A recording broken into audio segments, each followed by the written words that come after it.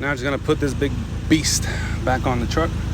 I'm gonna show you how I do it. If you're ever in a pickle where you don't have the muscle to lift it or the clearance to see, I usually kind of get it as close to the tire, as close to the rim as possible, or the hub as possible, like that.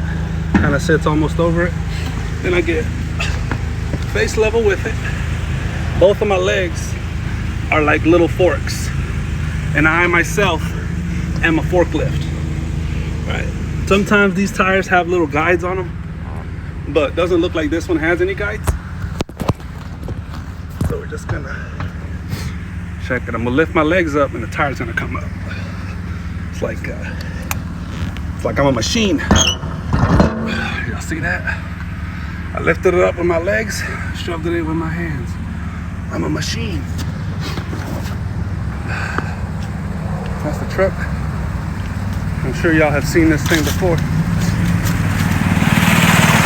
A different version of it anyway. But we're still doing the same stuff. Making all the money. Taking all the risk. Right? Well, yeah, now I'm just gonna set you guys down so y'all can watch me crank that boy on. I wish I could give y'all some better angles, but that's gonna have to work for y'all.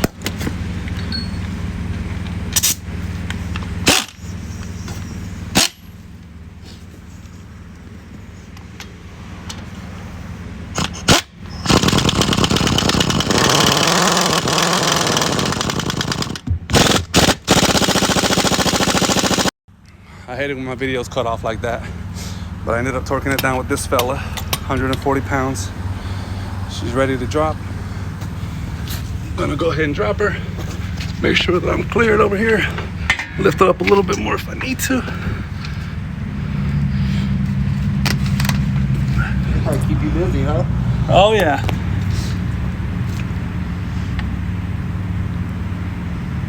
This was one of the bigger ones I've done.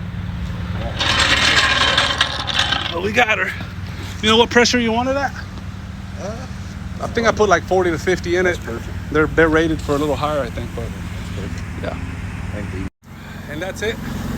Now I'm off to another battery, actually another tire change, and I'll see you guys there. But first, I'm gonna clean my damn truck. This is unacceptable. Look at this. Messy.